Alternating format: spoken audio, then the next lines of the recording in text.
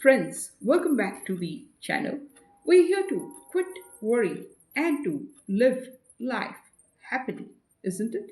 However, I was determined to leave the army and I had to do something. Civilian employers did not want to hire men like me, ex officers of regular army, especially when the labor market was jammed with millions of unemployed. So I did as Lawrence suggested. I went to live with the Arabs.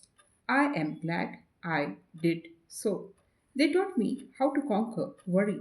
Like all faithful Muslims, they are fatalists. They believe that every word which God wrote in the word, it is the divine revelation. So God, it says God created you and all your actions, they accept it literally. That is why they take life so calmly and never hurry or get unnecessary tempers when things are going wrong. They know that what is ordained, and no one but God can alter anything. However, that doesn't mean that in face of disaster, they sit down and do nothing. To illustrate, let me tell you of a fairer and fierce burning windstorm of the Sirocco, which I experienced when I was living in the Sahara. It howled and screamed for 3 years, for 3 days and nights. It was so strong, so fierce, that it blew sand from the Sahara hundreds of miles across the Mediterranean and sprinkled it over the Rhone Valley in France.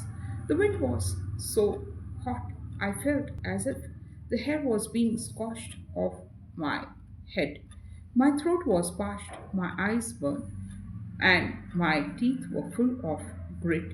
I felt as if I were standing in front of a furnace in a glass factory. Yet I was driven as near crazy as a man can be and ready his sanity.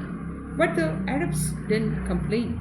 They shrugged their shoulders and said, Maktub, it is written. But immediately after the storm was over, they sprang into action. They slaughtered all the lambs because they knew they would die anyway. And by slaughtering them at once, they hoped to save the mother sheep. After the lambs were slaughtered, the flocks were driven south